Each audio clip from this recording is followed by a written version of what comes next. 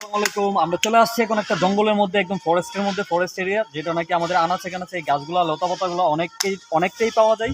তো একটু দেখানোর চেষ্টা করবো যে এখানে কচু গাছ, তারপরে হচ্ছে আমাদের এই যে কয়ালত গাছ, তারপরে হচ্ছে আমাদের মানে তেলাকুচি গাছ, তো অনেক গাছ, এই যে কাঁটা গাছ, মানে একসাথে যে এত গাছ মানে আর কোথাও পাবেন না। তো অবশ্যই এগুলো কিন্তু বাড়ির আঙ্গিনায় চিপা চাপে পাবেন, কিন্তু এই গাছগুলো যে এত গুরুত্বপূর্ণ, এত ভ্যালুয়েবল, এত মূল্যবান, হ্যাঁ, এটা অনেকেই জানেন না। তো আজকে অবশ্যই বলে দেবো কোন গাছটা কি উপকার লাগে। অবশ্যই চোখ রাখবেন আমাদের এই ভিডিওতে। ওকে বন্ধু, হ্যাঁ স্টার্ট। আমরা এখান থেকে প্রথমে কোনটা নিবা? প্রথমে যে গাছটা দেখেছি এটা হচ্ছে এই যে ফুলসহ আমি দেখাচ্ছি, গভীর থেকে এই যে এই পাতাটা। আচ্ছা, এটা হচ্ছে তেলাকুচি পাতা, যেটাকে আমরা চিনি তেলাকুচি বা তেলকুচা বলা হয়। এই পাতাটা, এই যে ফুলটা দেখছেন, সাদা ফুল, লাউ ফুলের মতো অনেকটা। আর এটার যে ফল, এটা পটলের মতো এরকম একটা ফল। ফলটা দেখাও। আর এই যে তেলাকুচা পাতাটা, এটা কিন্তু শাক। হ্যাঁ, এই যে এরকম সুন্দর একটা পাতা নিলাম। তো এটা কিন্তু রান্না করে আপনারা খাইতে পারবেন, ঠিক আছে। এটার অনেক পুষ্টিগুণ সম্পন্ন একটা শাক। এটা আমরা রান্না করে খেতে পারবো। এবং এটা এই যে পটলের মতো ফলটা দেখছেন, এটার ফলটাও খাওয়া যায়। এটা অনেকেই আমরা তেলাকুচি পাতা যে খাওয়া যায় বা ফল যে খাওয়া যায় সেটা আমরা অনেকেই জানি না।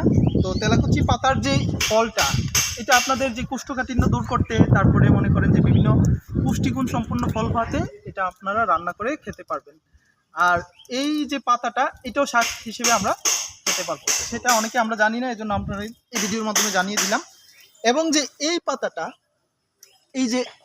এই যে কয়ালত পাতা বলে আমরা চিনি, আর এটার যে শুদ্ধ নাম এটা আমি জানি না এখনো।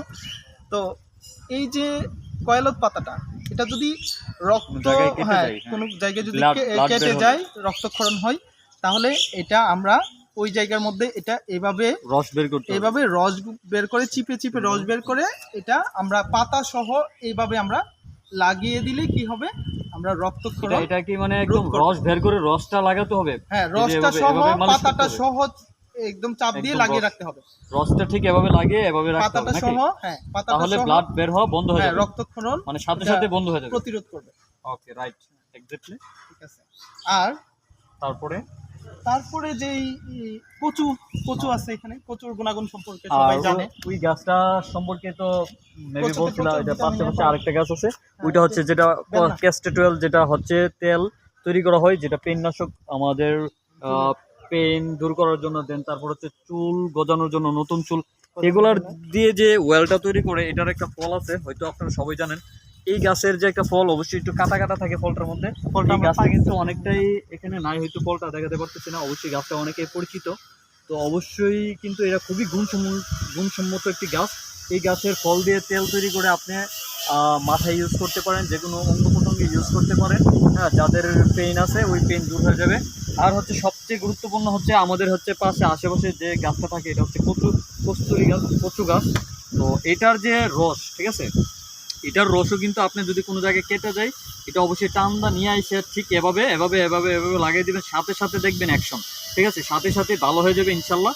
এটা আমি বলে দিলাম। আর এই কচু গাছ কিন্তু অনেকটাই আমাদের যে রক্ত বাড়ানোর জন্য অনেকটাই উপকারী। এই কচু শাকটা অবশ্যই খুবই গুরুত্বপূর্ণ একটি শাক। আর কচু শাকে প্রচুর পরিমাণ ভিটামিন এ থাকে, রাইট। তো ভিটামিন এ থাকার কারণে আমরা জানি যে বিভিন্ন রাতকানা রোগ, ঠিক আছে, বা ভিটামিন রক্ত স্বল্পতা, ঠিক আছে, এইসব রোগের জন্য আমরা কচু শাক রান্না করে খেতে পারি, ঠিক আছে। আর কচুর লতিও খুব ভালো, ঠিক আছে। তার মানে এটা কচুর লতিতেও ভিটামিন এ থাকে, এটাও আমাদের স্বাস্থ্যের জন্য খুবই উপকারী, অবশ্যই। তারপর দেন এখানে এই যে আরেকটা গাছ পাইলাম বন্ধু, এই যে এটা হচ্ছে একটা শাক, এটা হচ্ছে চাল কুমড়া। দেখেন, এগুলা কিন্তু সব বাড়ির আঙ্গিনাতে হচ্ছে, ঠিক আছে।